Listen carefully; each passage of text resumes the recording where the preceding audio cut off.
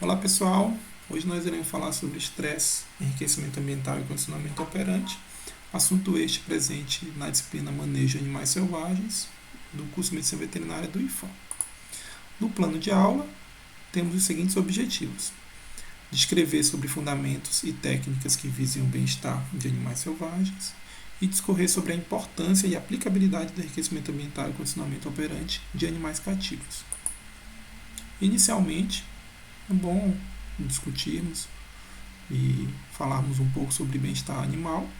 Bem-estar é a ciência voltada ao conhecimento e satisfação das necessidades básicas dos animais, lembrando que são seres sencientes e que tem aí uma hierarquia de necessidades a serem observadas. Então, manter a vida, manter a saúde e manter o conforto desses animais.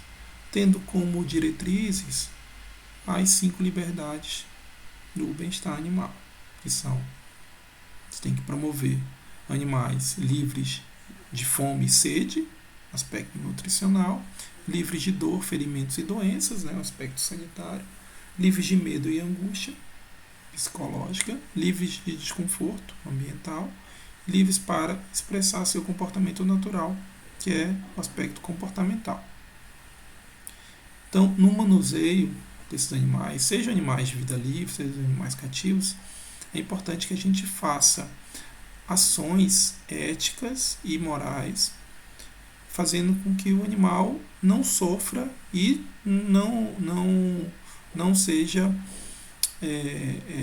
impactado e nem retiradas essas suas 5 liberdades. É um desafio muito grande, com animais selvagens, principalmente quando a gente não conhece muito seus aspectos biológicos. Todavia, é importante conhecer e se aprofundar bastante sobre aquela espécie no qual a gente vai fazer a manipulação para que esses princípios sejam observados. Por exemplo, vou fazer o manejo com um pantera onca, animal de vida livre. Eu tenho que conhecer muito bem as características biológicas desse animal, justamente para saber o que vai ser patológico e o que não vai ser patológico, quais são as características comportamentais, aspectos morfofisiológicos desse animal, para que eu tenha realmente essa observação se o animal está se está sendo tolhido desse bem-estar desse animal, tá? E quando eu falo no aspecto ético e moral também, é o porquê que eu estou fazendo aquela manipulação. Tá? Há de se fazer realmente essa observação. Tá?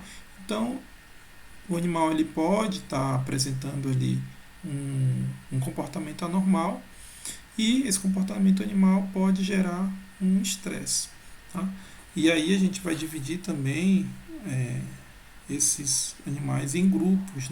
Então, por exemplo, a classe Reptilia, os répteis, ele quando eu comparo com mamíferos, por exemplo, com primatas, os primatas não humanos, eles vão apresentar características de comportamento anormal mais claras que, por exemplo, um crocodiliano. Tá? Então, mas isso não tira da gente a responsabilidade de fazer essa observação comportamental. Porque se o animal está apresentando características externas comportamentais anormais, isso quer dizer que internamente ele vai estar apresentando ali um desequilíbrio de homeostase. E muitas vezes o animal ele pode externamente não expressar esse estresse, mas internamente, fisiologicamente falando, vai estar apresentando ali todas as características de estresse. Tá?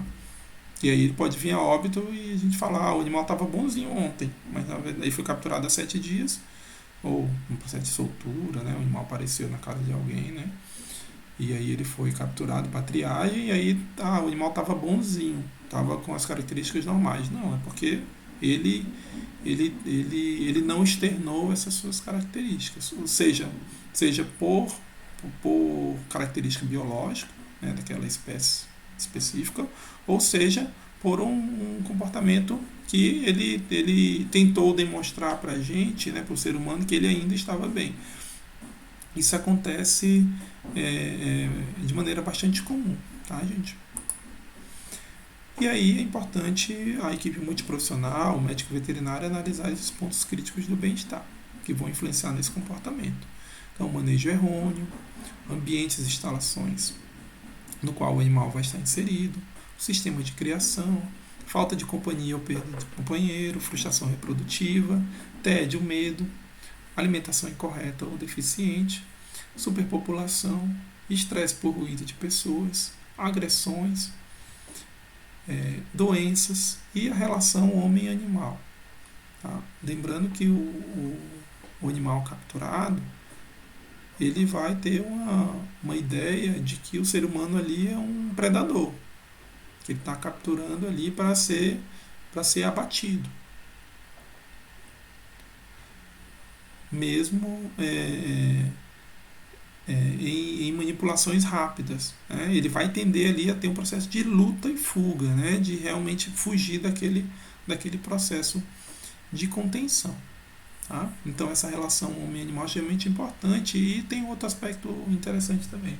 Alguns animais, principalmente zoológicos, eles acabam se apegando também a tratadores, aos profissionais que vão estar ali na lida diária com aqueles animais.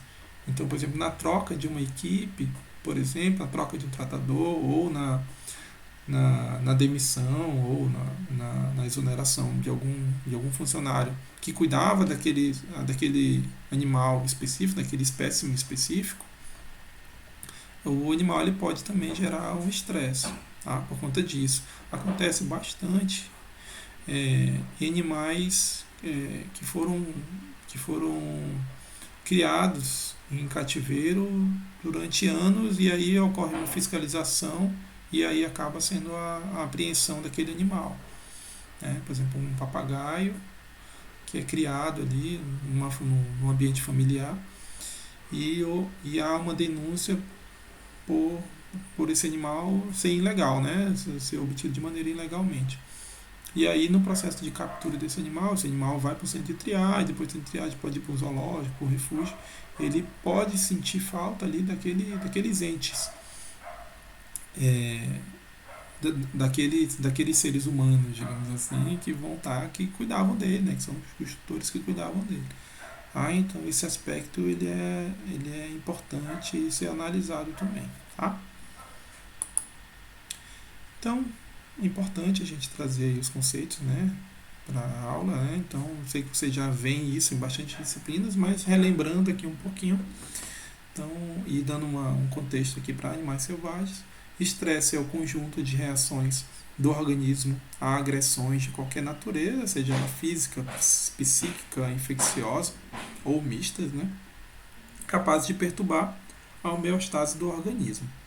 E como agentes estressores, eles podem ser somáticos, psicológicos, comportamentais ou o misto destes.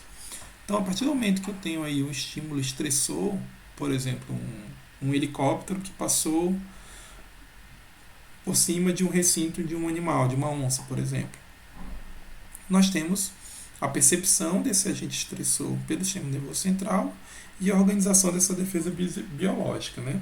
Então, um aspecto que o animal vai fazer? Ele vai ali lutar, vai realizar a fuga. Então a gente diz que o estresse ele é uma resposta de luta ou fuga. Tá?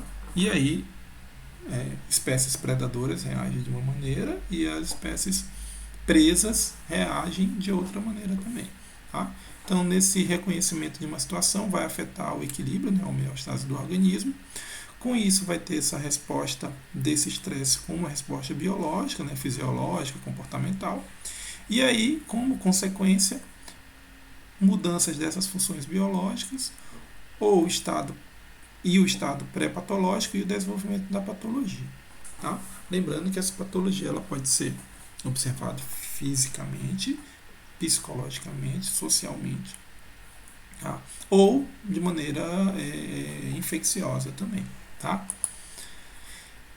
E no estresse a gente vai ter três fases diferentes: a fase de alarme, tá? No caso do sistema nervoso autônomo, a liberação aí de, de epinefrina, norepinefrina, tá? No organismo, né? Na circulação, justamente para dar esse aumento da temperatura, aumento da frequência cardíaca, aumento da frequência respiratória, broncodilatação, vasoconstrição periférica, aumento da pressão arterial e midríase, justamente para aumentar aí a taxa metabólica basal, né, a temperatura do organismo animal, para que realize esse processo de luta e fuga. Tá? O animal, ele pode, após a fase de alarme, ele pode ou entrar em fase de adaptação, através da ativação do eixo hipotálamo adeno-hipófise adrenal, né, com liberação de glicocorticoides, onde vão ter ali ações metabólicas para o aumento da disponibilidade energética e supressão inflamatória decorrente ali da fase de alarme. Então o animal ali, ele vai entender que não, aquilo ali é normal, eu vou estar naquele ambiente, eu vou ter que ficar nesse ambiente, então fisiologicamente eu vou ter que me adaptar a isso. Todavia, essa fase de adaptação ela pode evoluir, tá, para uma fase de exaustão, no qual o animal ele vai vir a óbito, né, por falência orgânica. Então vai ter uma ação continuada no sistema nervoso autônomo e do sistema endócrino, causando hipotensão arterial, hipóxia, choque neurogênico, hipovolêmico, acidose metabólica, imunossupressão, insuficiência adrenal, necrose muscular, hipercalemia e fibrilação cardíaca. Aí o animal, infelizmente, pode vir a óbito por conta disso. E nessa tabela 5.2, descrita por Cubas, a gente tem aí as principais ações das catecolaminas e dos glicocorticoides frente a essa estimulação desses fatores de estresse. Tá? Então, as catecolaminas. A gente tem aqui a taquicardia, vasoconstrição, vasodilatação, aumento da pressão arterial, taquipneia, broncodilatação, midríase, contração esplênica, inibição da motilidade e secreção digestiva, diminuição da produção de urina, glicogenólise, lipólise, estimulação da cicatrização, da coagulação sanguínea, resposta imunológica, estimulação da liberação de grânulos de renina para ativação do sistema renina-angiotensina-aldosterona e a ação dos glicocorticoides aí com lipólise, catabolismo, gliconeogênese, redução da sensibilidade dos músculos esqueléticos do tecido adiposo, na ação da insulina, elevação da concentração sanguínea de glicose, ação anti-inflamatória, ação antialérgica e imunossupressora, aumento de produção de hemácias e estimulação da secreção ácida e pepsina e inibição de muco do estômago. Então vocês vão ver que essas consequências elas são vão alterar realmente o organismo animal e caso ele não se adapte, infelizmente esse animal pode vir a óbito. Tá? E nessas consequências, né, ainda falando das consequências do estresse, nós podemos observar inclusive manifestações clínicas, né, e patológicas desses animais conforme a ação aqui da observada na tabela 5.2. Então nós podemos observar aí uma síndrome mioglobinúrica, tá? Que é uma latência pós-captura que vai causar ataxia, intensa dor, oligúria com mioglobinúria, tá? E as principais observações elas são de caráter hemorrágico, tá? O colapso por captura, que pode ocorrer de 1 a 6 horas, tá? Então aí é um óbito muito rápido, tá? O animal ele gerou uma taquicardia, uma taquipneia, uma hipotensão muito alta, tá? E aí acabou tendo aí uma congestão e edema pulmonar, hepático e intestinal, tá? É aqueles casos de morte aguda, né, devido ao estresse, tá? Síndrome do músculo rompido, onde os animais eles podem apresentar ataxia e intensa dor, tá? Por conta de ruptura com extensas necroses hemorrágicas e grupos musculares. O animal pode apresentar isso de maneira até tardiamente, assim como a síndrome mioglobinúrica, tá? Pode ser até 7 dias. E a síndrome hiperaguda lenta, no qual teve ali, bem parecido com o colapso de captura, mas com um tempo um pouco mais elevado, né? Com a fibrilação cardíaca e a observação anatômica ela acaba sendo inespecífica, mas muito observado, muito característico também com o colapso por captura.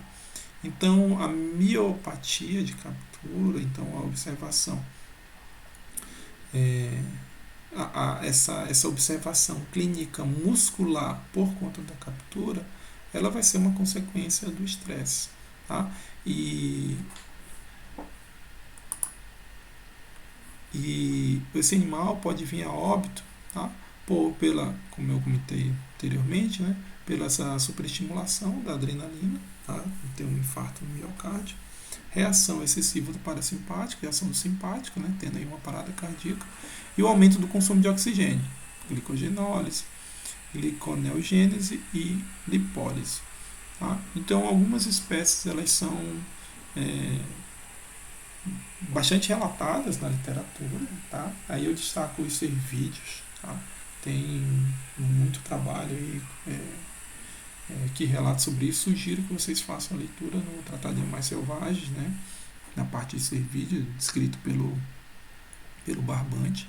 Tá? Mas aí eu trago também um trabalho do Batista, em 2008, que ele fez um trabalho com o cateto.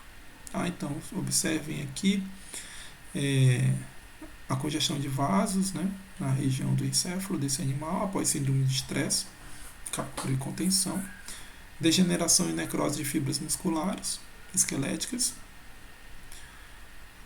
separação das fibras musculares e esqueléticas desse animal, tá, com presença de líquido de edema, e a comparação da coloração de músculos semimembranosos do cateto de um animal submetido ao estresse de captura, tá, e um animal não submetido ao estresse. Tá? Então, são características bem proeminentes, tá? E tudo isso é o que a gente quer evitar no processo de captura, de manejo desses animais. Tá? Então, no diagnóstico do estresse, então, algo que a gente pode estar observando são as estereotipias. Tá? Os animais eles podem apresentar uma sequência de movimentos repetidos relativamente invariável que não tem um propósito aparente. Aquela movimentação, por exemplo, que a gente observa de felídeos, que ele fica na frente do recinto, assim, ó, andando para um lado e para o outro, tá? Num movimento repetitivo. Tá? É uma característica de estereotipia. Aí no caso é o andar estereótipo ou percurso de rota. Outra estereotipia é o balançar e passo de urso. Tá? Muitas vezes os animais eles são contidos em recintos tão pequenos que eles tendem a movimentar, a ter aquele mesmo movimento, né? Mesmo quando estão em recintos grandes. Tá? Outra característica é a esfregação. Não confundir a esfregação com algo característico da espécie. Tá? Então, animais que tem ali uma esfregação muito grande que não é característica da espécie pode ser uma estereotipia também. Balançar de cabeça é outra estereotipia. E por fim, né, dando destaque aí também, a síndrome do autobicamento ou arrancamento de penas, bastante observados aí em psittaciformes, tá? E não confundir também com algo patológico, tá? Por exemplo, o animal que está com o corpo inteiro sem pena e a cabeça com pena, provavelmente não é algo patológico, né? O animal realmente está fazendo essa retirada, da pena. Além disso, no diagnóstico de estresse, dá para fazer o exame físico. Então, fisicamente, o animal pode estar apresentando também características, né? No caso, o autobicamento é algo que dá para a gente observar isso através do exame físico.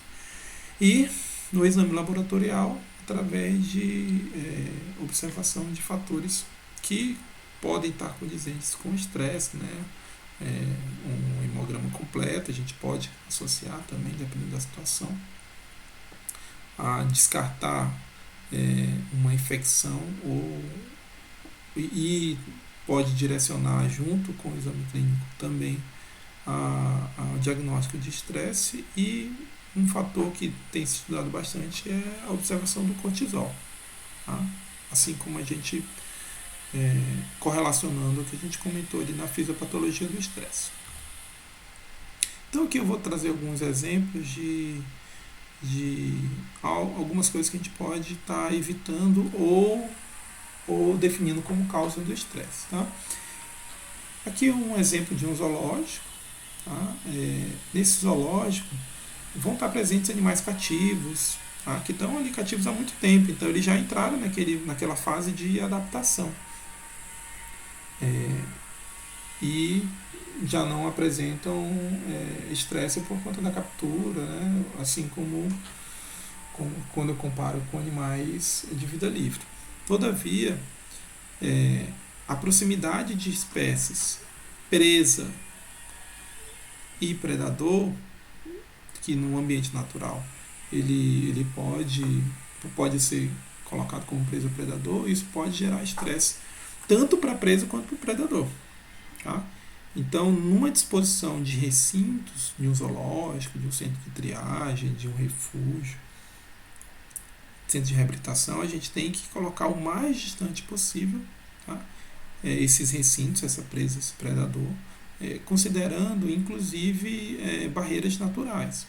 Tá? Porque o feromônio, por exemplo, de uma pantera onca, ela pode ser observada por um cervídeo a metros de distância. Tá? Então é importante considerar isso como causa de estresse também. Tá? Outra causa de estresse, que aí é bastante notório, é a captura e a contenção desses animais. Tá? Aquela pergunta que a gente fez, né? Por que eu vou fazer a contenção daquele animal? Tá? E sabendo, o médico veterinário tem que saber que há consequências muito grandes. Tá? Até nos livros na literatura que aborda sobre estresse, sempre é comentado, né? Faça a contenção da maneira mais rápida possível desse animal.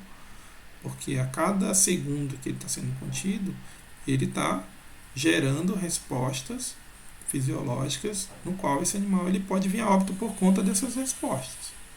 Tá? Recinto inadequado, então superpopulação, ou então tédio, ou um recinto no qual o animal ele não pode apresentar suas características biológicas, comportamentais adequadamente. Né? Então vocês veem aí 3 recintos bem complicados, né? Onde não se tem ali o mínimo de condições desses animais estarem presentes nesses locais. Né? Manejo sanitário e nutricional errôneo, né? Animais magros, né? Com score corporal muito baixo, tá? Onde nós temos aqui a disposição de água de maneira incorreta. Né? Então, e quando a gente fala de manejo, a gente fala de todos os aspectos, né? Tanto é até complicado ver essas imagens, né? No qual o animal ele tem que ter ali uma diversidade de ingredientes, né? De alimentos bastante grande, né? Justamente para que ele possa desenvolver suas características biológicas, comportamentais. Outra causa de estresse interessante que a gente observa, e aí eu trago um exemplo da Aracloraptora e da Arararuna, né, de araras. São animais que normalmente formam casais, em cativeiro. E a partir do momento que há o óbito ou a transferência de um desses de um indivíduo desse casal, isso pode estar gerando estresse. Tá?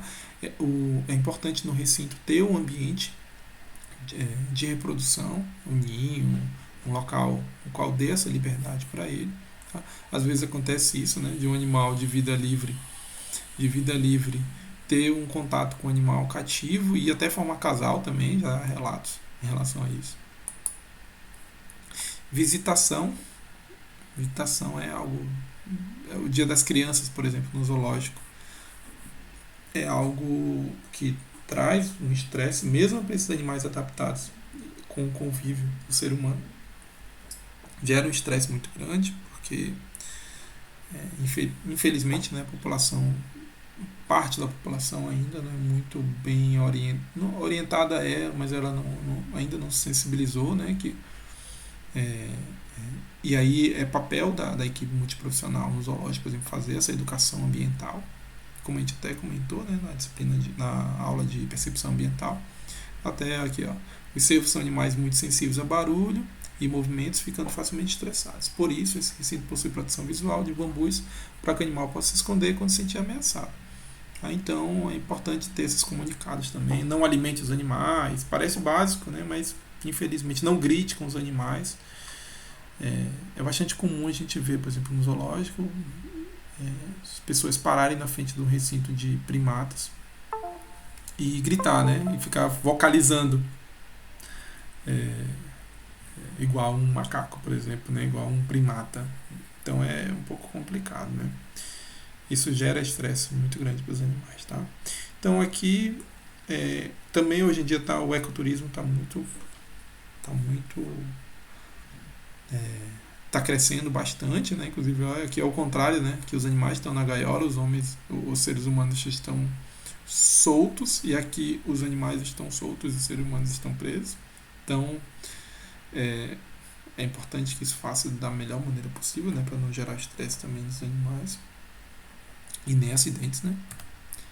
E como resposta a esse estresse, tem se trabalhado muito o enriquecimento ambiental.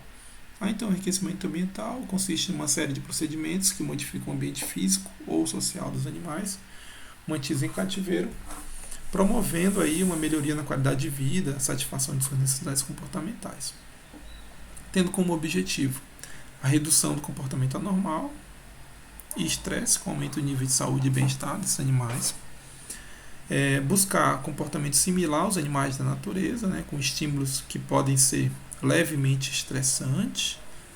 Tá? Esses estímulos eles devem ser bastante criteriosos, né, para não gerar estresse para o animal e sim gerar ali uma resposta positiva. Um aumento do uso do espaço dentro dos recintos. Então, muitas vezes o animal ele fica parado apenas num ponto do recinto. Então, a gente tem de fazer com que o animal se movimente no recinto. Dar aos animais controle do seu ambiente, oportunidade de escolhas e diversidade de comportamento. E aumentar as habilidades cognitivas do animal. Dentro do enriquecimento ambiental, tem duas escolas, né? Que é a escola com enfoque naturalístico, com criação de recintos naturais, especialmente em relação às plantas, onde eu coloco cipó, eu utilizo tudo orgânico mesmo, né? Eu utilizo galhos, estruturas não artificiais, e a de engenharia comportamental, onde eu tenho ali provisão de brinquedos e máquinas e coisas e utensílios bastante artificiais, tá? Essas duas escolas elas podem se interligar também. Eu consigo fazer um recinto tanto com estruturas naturais e também com estruturas artificiais, principalmente em animais com porte físico muito grande, tá? Então, eu tenho aqui a técnica de enriquecimento ambiental, trazer para vocês. As técnicas de enriquecimento ambiental nós temos 5 tipos: física, alimentar, cognitivo, sensorial e social. Na física, a gente é aquilo que eu estava comentando no último tópico ali, em relação ao recinto. Então aqui nós temos recintos que podem ser tanto, né, naturais quanto artificiais. Tá? É, por exemplo, a gente tem aqui a utilização de, de, de galhos, troncos, cipós, né, para um ambiente, justamente para que o animal se movimente em todo o recinto, em todos os estratos do recinto. Tá? Facilitar o animal que vem ao chão também subir, né, esses estratos. Tá? E é importante observar a característica de cada espécie. Tá? O outro tipo de enriquecimento ambiental é o alimentar. Tá? Então nós temos aqui aumentar a diversidade alimentar desse animal, e aí até o elenco aqui é importante a equipe multiprofissional para isso, né? Ter o contato com biólogos, com zootecnistas, que vão fazer uma dieta adequada para esses animais. Tá? O cognitivo, no qual ali você vai estar trabalhando estímulos sensoriais desse animal, né, comportamentais desse animal. Tá? Então nós temos utilização de bolas, né, utilização de arranhadores, aqui no caso até uma utilização de uma lagartixa aqui, de um lagarto de plástico, né, para estimular essa movimentação desse animal. A utilização de caixas, se utiliza bastante, troncos. Sensorial é uma técnica bastante simples, mas que funciona bastante, né? Por exemplo, se eu colocar ali um pau de canela no cantinho do recinto, essência de boa, coloca ali essência de baunilha, essência de laranja, alguma coisa do tipo.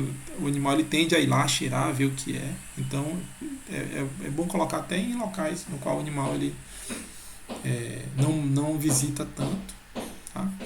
Utilização de flores, né, de plantas, né, de algumas estruturas escondidas também durante o recinto. E técnicas sociais, onde eu tenho ali grupos que eles não têm uma interação muito grande entre eles, né, entre os indivíduos. Então eu posso usar mecanismos que façam com que esses animais eles tenham um dia a dia juntos, né, se movimentem juntos, façam alimentação juntos, né, aqui a utilização de cobertores, né, para chimpanzés, né, fazer uma alimentação única de coxo. E é importante fazer a avaliação desse enriquecimento ambiental, que, como eu disse, pode ser que não esteja surtindo efeito ou não surja efeito. Então, observar aí indicadores fisiológicos, né, fazer uma avaliação clínica, laboratorial desse animal, para saber se ele está respondendo de maneira positiva a esse enriquecimento ambiental, e indicadores comportamentais. E aqui eu destaco o etograma.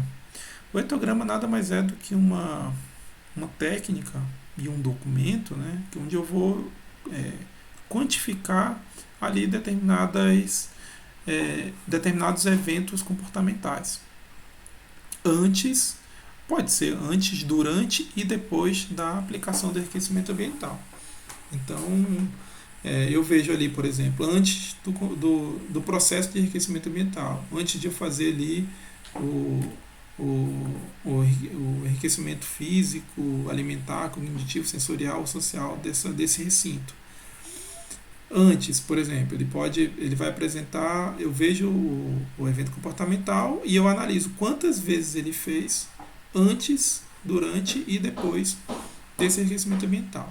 Para isso eu posso dividir, né, esse recinto em partes, né, estratos, para saber também como está a movimentação desse animal. Por exemplo, é muito comum um animal estressado, por exemplo, araras ficarem aqui no gradeado do recinto, apenas nessa região. Então, se eu fizer enriquecimento ambiental e esse animal está se movimentando nesse recinto, quer dizer que melhorou, né? Eu tirei esses animais aqui da grade. Ou então, um animal que está em movimento estereotipado, um felídeo, aqui nessa região A e B. E aí, com o enriquecimento ambiental, esse animal brincou com a bola ao redor do recinto. Então, eu fiz aqui alguns troncos e fiz com que o animal ele subisse em outras regiões, né, em outros estratos. Tá? Então, eu posso estar observando isso antes e depois. Tá? E tem vários trabalhos. Eu sugiro que vocês façam a leitura de alguns para analisar esse antes, durante e depois com o uso do etograma. E por fim, a gente vai falar para vocês aqui um pouco sobre condicionamento operante e animais selvagens, que é algo que vem crescendo muito na medicina veterinária, justamente para se evitar essa contenção física desse animal, contenção química, e fazer uma interação maior aí na relação do homem e do animal. Lembrando aqui que são animais cativos, tá? Animais em cativeiro. Tá? Então a gente tem ali o treinamento desses animais, tem como objetivo proporcionar uma melhor qualidade de vida e uma alternativa cada vez mais utilizada por profissionais que trabalham em instituições que nós temos animais selvagens em cativeiro. Então tem profissionais maravilhosos, gente, assim, no Brasil, né, pelo mundo afora, que tem muita habilidade nesse condicionamento operante. Então, inicialmente é importante a gente entender, né, sobre aprendizagem complexa, não associativa e associativa. A complexa é quando o animal ele desenvolve estratégias incidentais para chegar àquela aprendizagem de um novo comportamento, sem envolver tentativa e erro. Tá? O exemplo é o insight, né? A aprendizagem latente, o animal que aprendeu por observação. Tá? Então ele não foi estimulado, né, aquilo, ele observou aquele processo. Tá? A não associativa, quando não ocorre associação durante o aprendizado, tá? Então ele se habituou àquele processo. E a associativa é quando há uma mudança do comportamento do animal como resultado de um evento ter sido pareado a outro. Por exemplo, eu fiz o animal baixar a cabeça, tá? E aí eu ofereci ali uma recompensa, tá? Aquele animal. Tá? E o condicionamento operante é uma técnica que vai levar esse indivíduo a associar atos e suas consequências. Tá? Essa resposta do animal, no condicionamento operante, ocorre como uma associação entre o estímulo e a resposta, né? O E e o R. Estímulo e R resposta, como resultado de um estímulo que levou a uma resposta. Ou seja, o reforço positivo vai ocorrer com uma mudança de comportamento do animal que vai resultar numa recompensa prazerosa para ele. Com isso é possível fazer escovação de dente, aí a observação e exame físico de estruturas anatômicas, tá? Exames oftalmológicos. Tem animais que deixam até fazer a colheita sanguínea, utilização de estetoscópio. Tá? Então, o condicionamento operante ele tem como objetivo treinar animais para que entrem em bretes, em caixa de transporte, em caixa de contenção e para que cooperem em exames e em tratamentos. Tá? Dentro da condição do condicionamento operante, nós podemos utilizar as seguintes técnicas: mímicas e gestos, no caso de primatas. Primatas entendem muito bem assim, a questão da movimentação do ser humano, né, que está ali fazendo esse processo.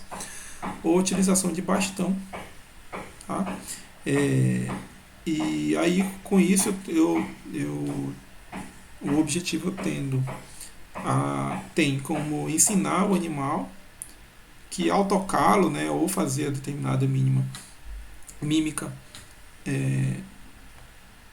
em determinada parte do corpo, a mão, cabeça, pés, ele vai receber um reforço positivo. Tá? Com isso, o animal pode se aproximar do ser humano sem que haja para que se faça ali um exame mais cuidadoso. Tá? Reforços e punições. Tá? O reforço positivo normalmente é algo da preferência do animal, que é dado algo de preferência do animal, né? Logo após um desempenho positivo, enquanto o reforço negativo é o estímulo aversivo, que é retirado assim que o comportamento é exibido. Tá? Então,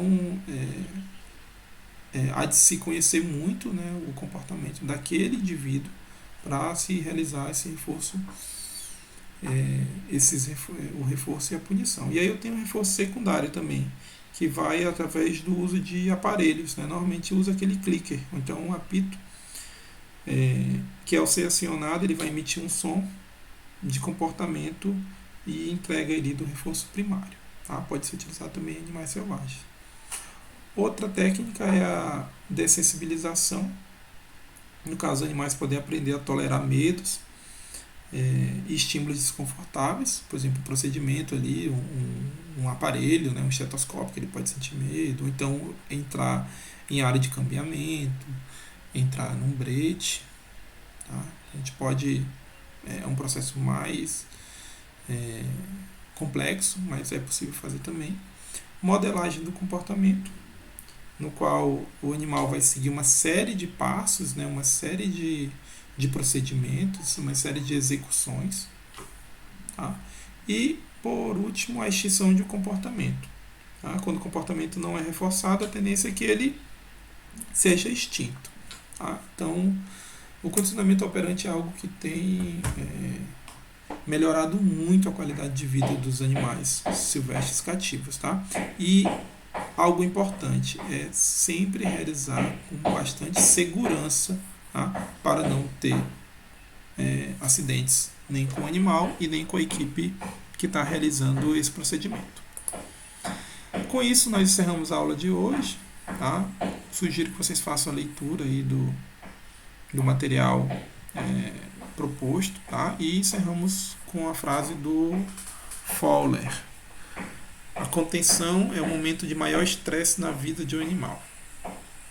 Então, com isso, encerramos a aula de hoje, tá? Bons estudos e qualquer coisa a gente está à disposição.